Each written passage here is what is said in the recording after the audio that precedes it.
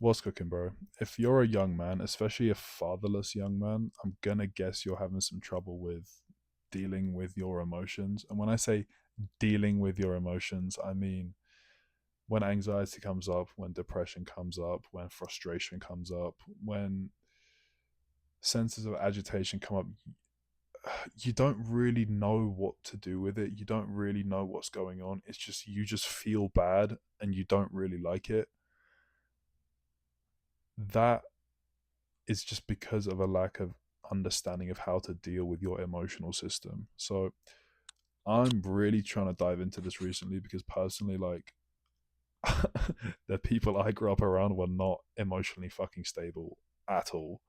Extremely confusing situations. And I've been reading about emotions and I'm reading a book on ADHD at the moment. And it just seems like people who have mental dysfunctions is because their basic human emotions and expressions were just blocked as a child. They just couldn't be a normal person because of the life situations they were stuck in. So they had to learn to just get through that shit somehow, even if it's with some weird distorted behavior, right? And I resonate with a lot of it. So, um, but let me give you a story about that. So, one example is I was in a relationship about 3 months ago with this girl who I think is intelligent. Of course, she has her problems, but I think she's overall pretty intelligent, pretty healed person in many ways. Um, and we were together, right? I was dating this girl, and we would just have these arguments. Like, let me just give you one example. She was just being playful, right? I remember this one day we were in Bali. We went to this waterfall. We were like taking photos. It was like a pretty nice day. I went with my friend as well, so it was me, my friend, and her. Went there on our bikes, taking some photos, had a nice day. We were leaving and we were just in the car park. Like, I was pretty tired and exhausted because, again, I was the one who drove us there. She just sat on the back of the bike having a good, it was like an hour drive as well. Um, did all the waterfall stuff, did the little photo shoot. It was, I was pretty exhausted. And then she she wants, because she's wet, she wants like my jumper, even though, again, like, she could have brought her own, but she didn't really think to do that, which is, I guess, kind of normal. She didn't really think to do that, so I was like, okay, fine, I'll be a gentleman, I'll give you my jumper because I want her to be warm, even though I'm kind of tired and pissed off, and I'm wet and I'm going to be driving the bike, so the wind's going to be blowing on me, right? So I'm going to be the one who's getting cold, not her, because she's behind me. So I gave her my hoodie so she's warm, right? I'm just wearing a t-shirt. And then what did she do? She took off her wet t-shirt or something and then kind of slapped me with it. And she was just being playful, right? But oh my god, as soon as she did that, I got so pissed off, dude. I got so mad instantly. Because again, I just told you the context of how I was feeling. Instantly, I got so mad. And I was just drinking some. I actually think I let that. I tried to, like, I just held it in. I just let that go for us. I just held it in. Didn't really react to it. Just gave her like a death stare, I think. And then I was drinking some water, and then so fucking annoying. She does this thing where she just taps the bottle. She tapped the water bottle and like spilled it on my face, and oh my god, I just at that point I just snapped because, like, I just told you everything.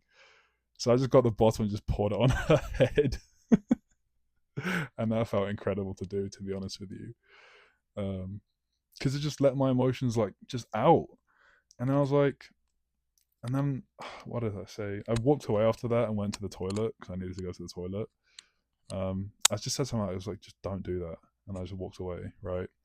And I come back and she's all upset and she's like super salty and now offended that I said this to her and whatever, right?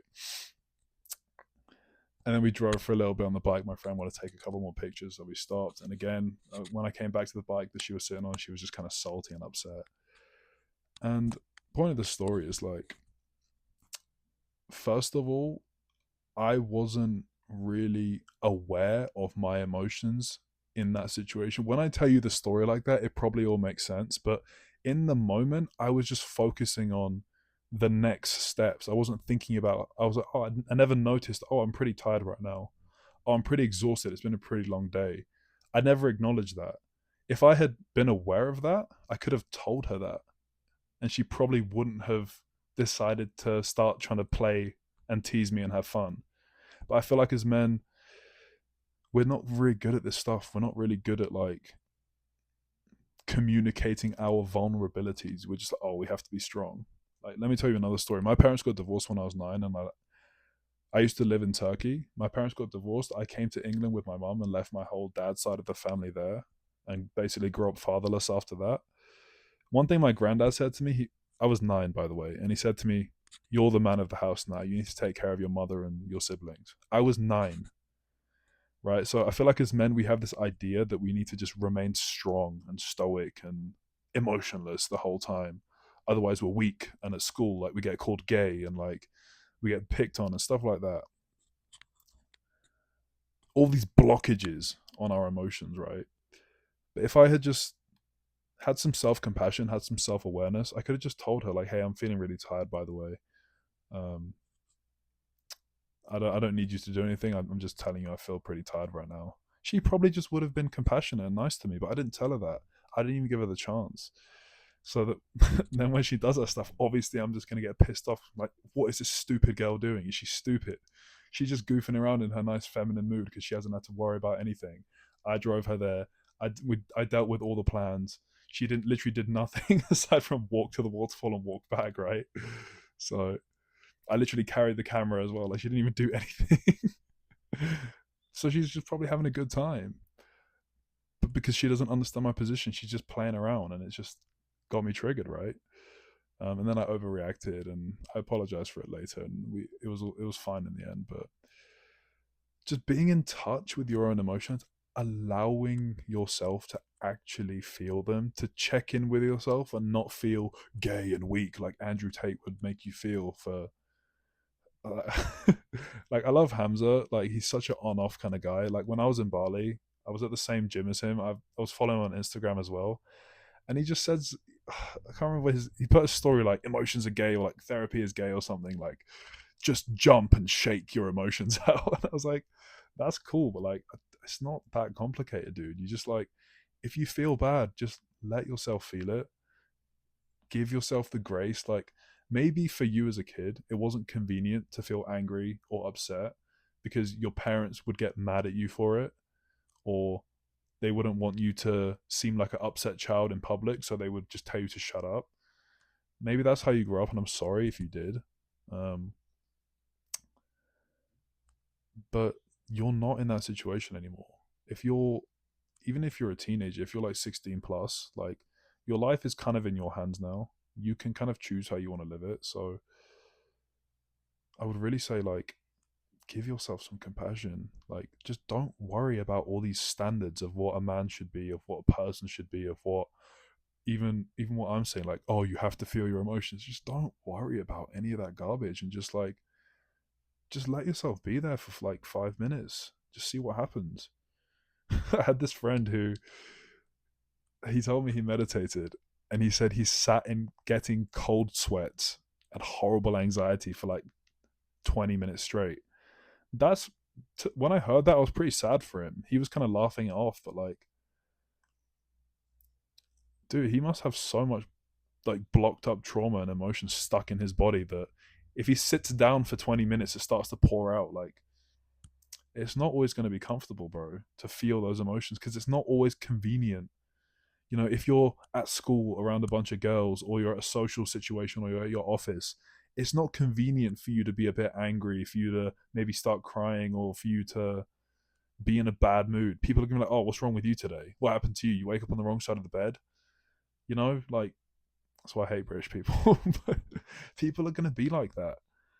But don't worry about them. You can feel the emotion. You can just be like, oh, I just feel kind of shit today.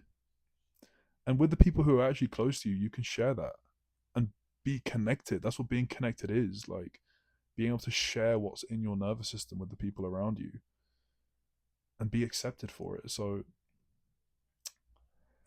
when you're around those, that's how you know they're the right people to be around. Because if you can feel your own emotions, just communicate it with other people, and they can hold space and appreciate you for it, then you know you're with the right people. Point is, you another point by the way, you have to be able to do that for the other person, right?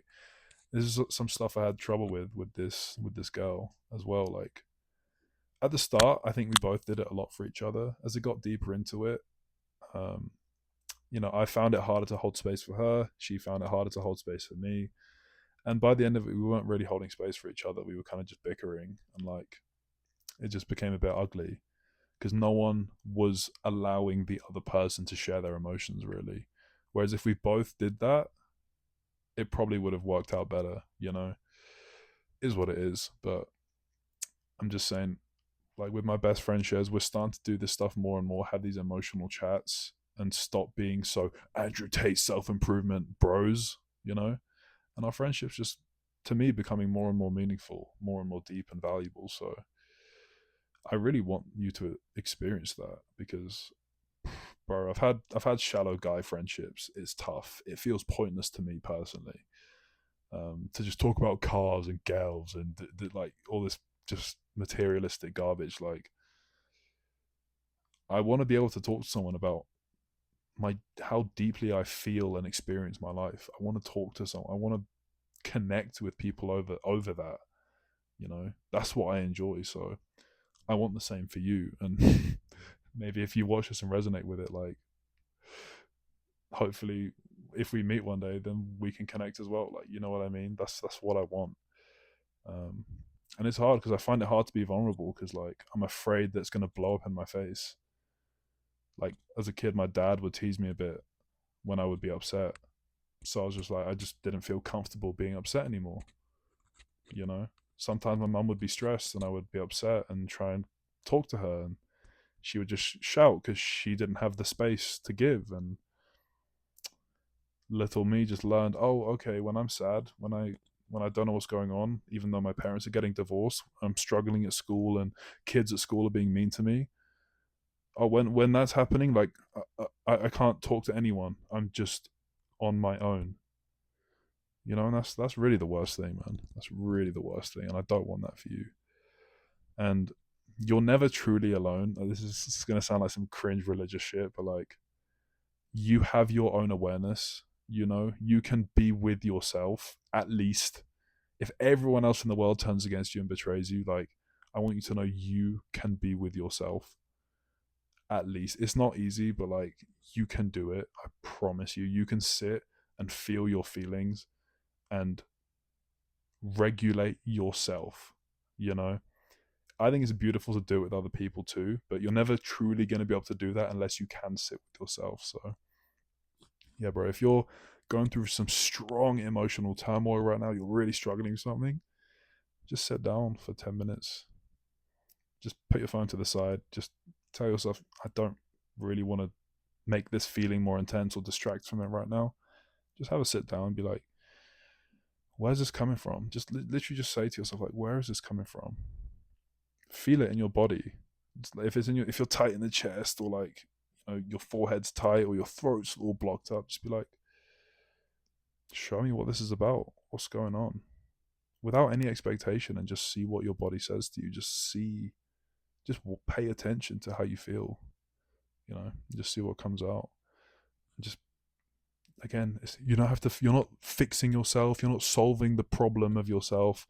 Nice quote is like, life is not a problem to be solved. It's a mystery to be lived. Right? And I'm really trying to embody that myself. It's a tough one, especially as a logical guy. But um, just sit with it, man. Just see what comes out with some curiosity, without any expectation, without any.